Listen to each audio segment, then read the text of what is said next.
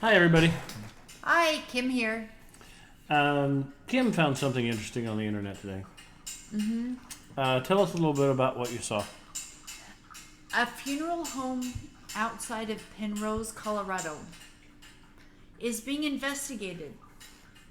They found at least 115 improperly stored bodies. You. Yeah. And what was that about wicker baskets? Okay. According to the line or laws in Colorado, you can bury a body in a wicker basket so that it's more helpful to nature. In fact, the funeral home is called Return to Nature. I wonder if they do that thing where they wrap you up in a ball and plant you with a tree.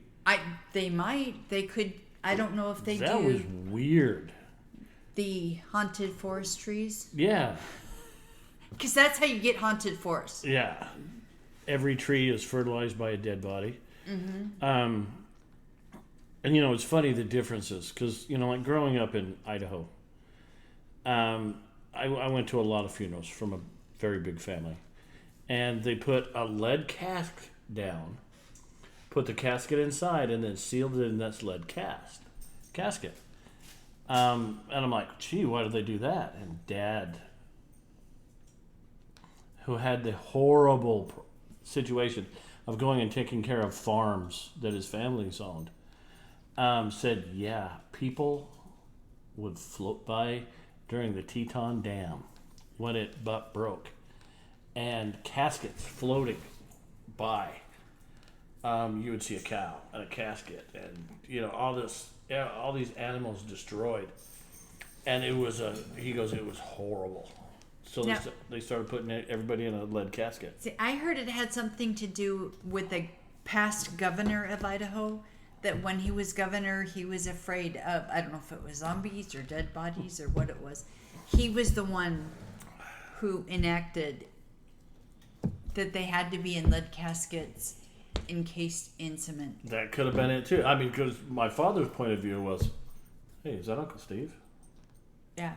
And I know they've had problems in like Louisiana. Yeah. All those graveyards above ground. That brings me to the horror of yourself being dead. I just want to be cremated. When I was in the Army, every now and again they would call us in and it's time to redo the wills, guy. And of course, we're usually coming off a 12-hour night shift. And we've had a few beers already. And we're goofy and giggly. Okay, sign this form. This is so your parents can get $50,000. Or your wife or whoever can get it. This gives the Army the right to bury you in a federal cemetery if you sign it. If not, say check the box and say family will take care of that. And you go through the whole thing and you're giggling and laughing. And guys would write things like, "Oh, I want to be buried dressed as Bozo the Clown with my ass up so the world can kiss my ass." Make sure my mom gets my sticky sock. Oh yeah, the horrors of a bunch of drunk soldiers after a night of chasing suicides and doing terrible things.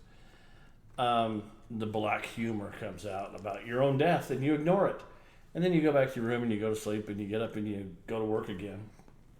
But one day it hit me.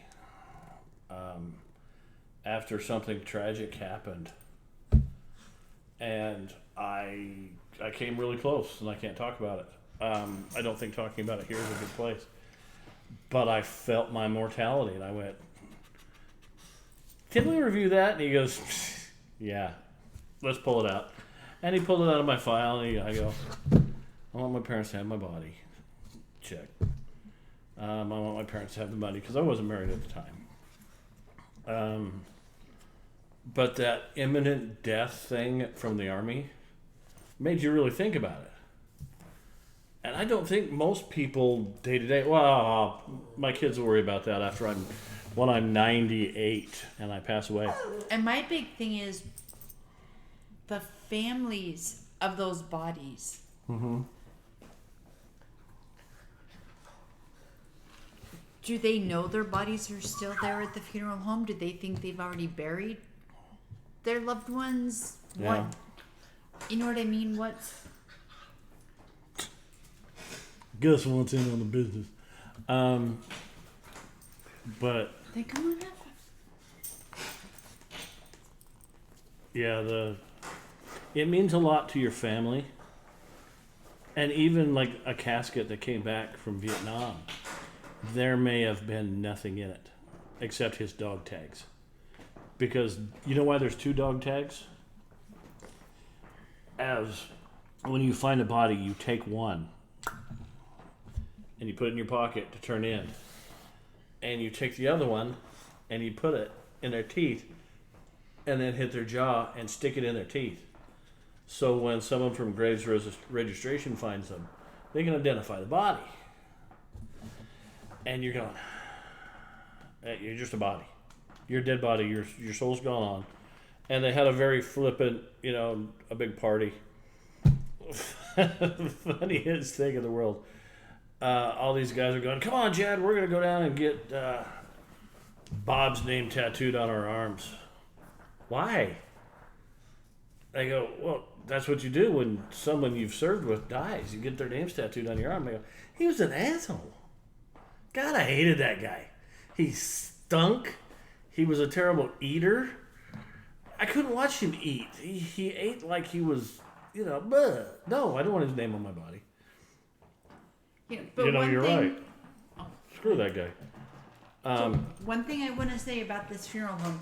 In Colorado, funeral homes are not licensed, and the people who work at the funeral homes are not licensed.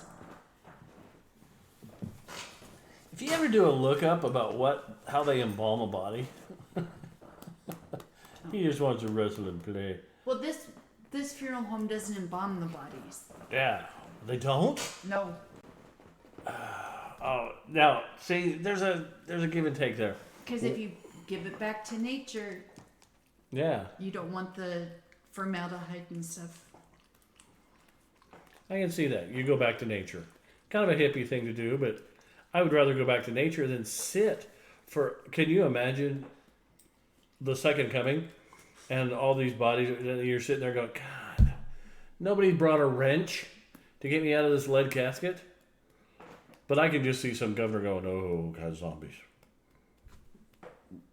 Put the couple of nuts on. That's just what I heard.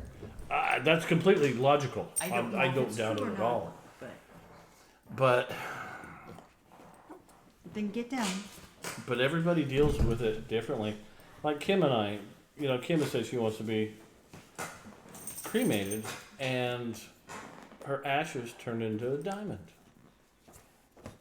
And then I'll wear her diamond around to help ward off evil spirits, like other women. And then when I pass away, I give it to her daughter, Sammy. And I said, okay, good deal. And you get the diamond, and when you pass away, you give it to my daughter. Mm-hmm. That sounds wonderful. This is a diamond made from your father, Natalie. I've worn it all my life, and now that I'm passing, you get it. It's so much better than the idea of being a corn husk and slowly withering over thousands of years in a box. I just don't want to be worm food. You don't? No. So no trees for you. No. Okay. I Good. do not want to be eaten by bugs. Yeah, that's kind of grody, but I can see your point. I don't want to be eaten by bugs. Mm-hmm. Um, I mean, I realize there's a whole circle of life thing, and do I start I'm singing not now? going to be part of it. No. I've had children. You've passed on your genes Yeah. You've I done did your my part. circle of life thing. And now they're at a point in their life they're continuing to do the circle of life.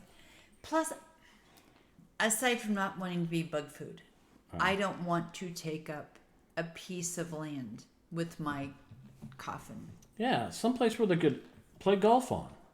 If, Raise food. Yeah, raise food. you know, there are so many places where there's so little open land available True. that I don't want to be in a cemetery that just takes up more of that land. Now, when I think of... Now, my father made my mother's headstone. And it is a beautiful work of art. My father is very gifted in the metallurgical arts. He's a welder. And he took a bench seat made out of metal and painted it and prepped it and created a heart on the back that said Bonnie. And then on the stone it has Mom's name, Bonnie Deneen, born, died. And you can go out there and sit and have a conversation with my mom. Beautiful idea. He did a great job. He cared for my mother. And he goes out there and sees her every once in a while. And has a nice seat on a hillside in Idaho. Beautiful thing. When men die in the Army, they name buildings after them. Like on the Green Berets. What was that guy's name? No idea. Well, they named a privy after it because it sings. A privy. A They named. a toilet. Yeah, I know. I was just gonna say. You mean they named a? Pardon my language. They named a shitter after him. Yeah, and while he was laying there dead, and the colonel gives him a shot of whiskey, he goes, "I came up with an idea for my name, sir." And I go, "Okay, what?" His name was like Pulver's Privy, and he goes, "Because it sings," and that's what the guy wanted.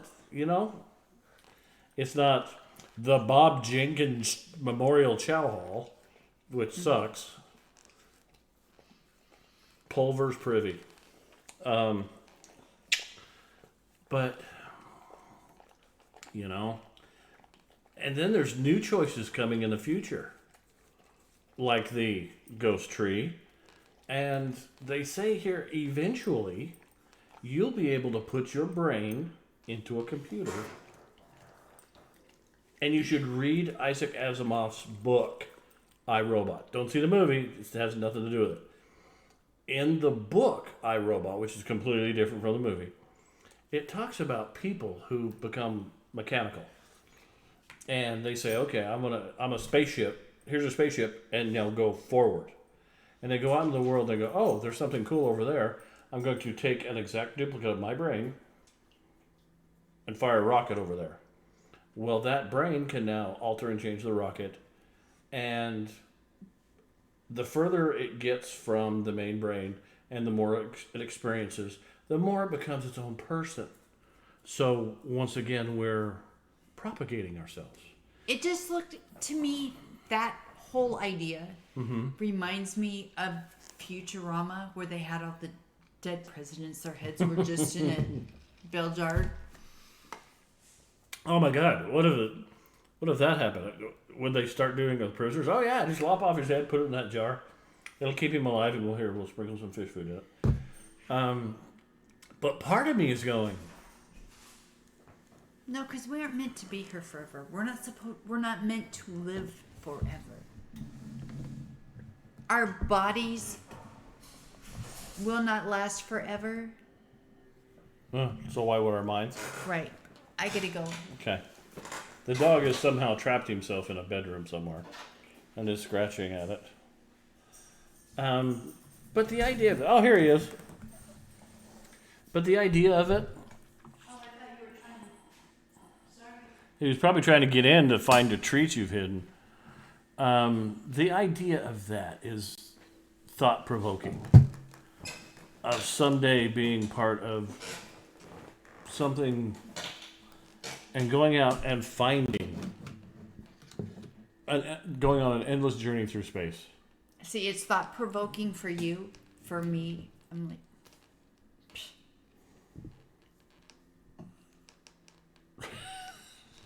seriously. But the other side of it, yeah, you're no longer a human being.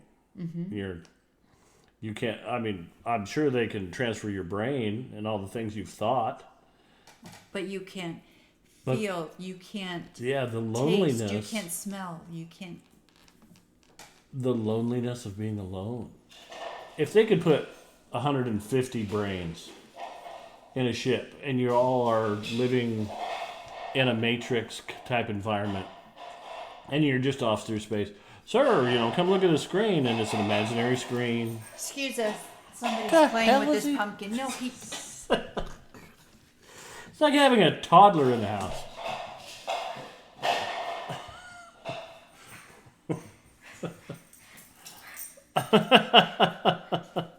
We bought This him is a what he's batting around. we bought him a little pumpkin because we had a boxer that loved those bigger pumpkins, and he kept getting his head stuck in them, and he'd shake it off and wrestle it and destroy it. Of course, a boxer destroys basketballs. He didn't want tennis balls; he wanted basketballs. So now and that makes a lot of noise against the tile floor. Mm-hmm. But there's so many things to think about. But the big point, I think, is we need to think about our own deaths. I don't know. I'm just thinking we need to make sure that the people our bodies get turned over to after we pass take care of them respectfully and properly. Now, I think that was Dad's idea, because you can prepay a mortuary to take care of you when you die. So he started making payments on Mom's funeral 4 or 5 years ahead of when it was due. Very easy payments. When it happened, he didn't go into debt. And then he started doing his own, and he got his own funeral paid for. And he went in there and he signed all the paperwork. This is how I want it done. I want this, I want that, I want. My grandmother did that after my grandfather died, and she had to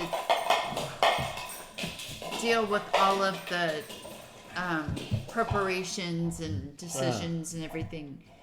As soon as she was done with him, she went ahead and planned her funeral, paid for it all. So the only thing my mom and her siblings had to do was pick out a dress. Yeah. That was and they had to get a new pastor to perform the service because the pastor she had named was on vacation. Oddly enough, that's what Dad wants. Wants us to pick out his dress. Huh. You never know. No.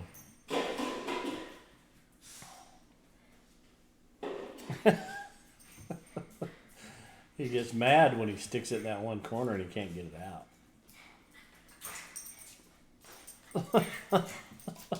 See, and that's the joy of life. With a puppy. Love you to death, Gus. Here, come here, over here. Come over here. No, run around. He's like a crack addict. So obviously you can tell Chad and I have different views on death and how to take care of our bodies. But yeah, you see a story like that and you go, did my kids walk in with a body and go, like that Monty Python sketch, bring out the dead. Here you go. 2 bits. Here's 2 bits. I'm not dead. You're going to be any minute now. I'm feeling better. 2 bits. Thanks.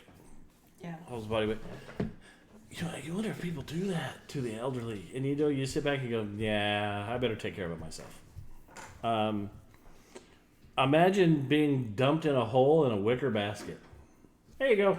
I would really hope that's what they chose before their death. You'd hope. Oh, yeah, I want it, My father was thinking the same thing. You know what? Put me in a cardboard box, throw me in the ground.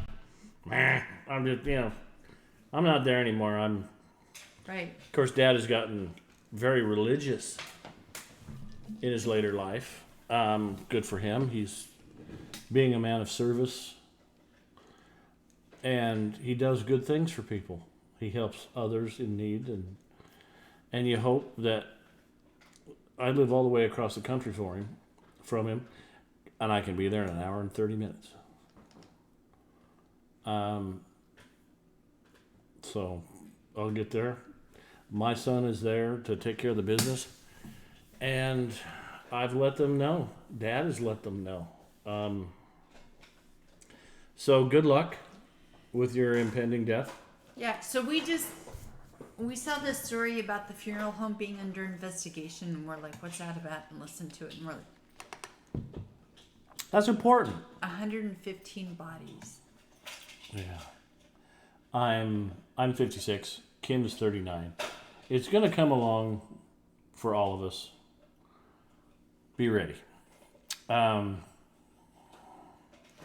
to bring everybody down, because today is Friday. How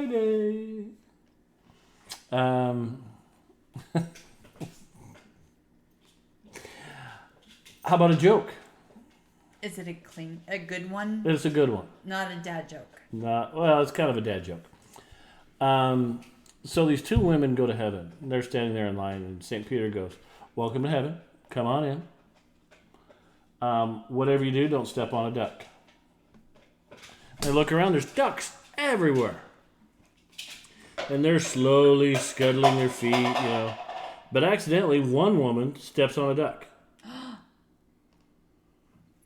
And St. Peter walks over and handcuffs the ugliest man she's ever seen to her.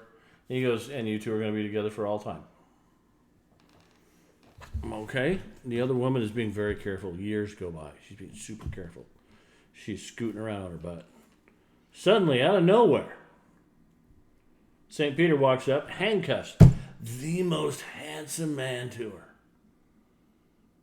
She goes, "Oh, I guess if you don't, I did something right to be handcuffed to you." He goes, "I don't know what you did, but I stepped on a duck."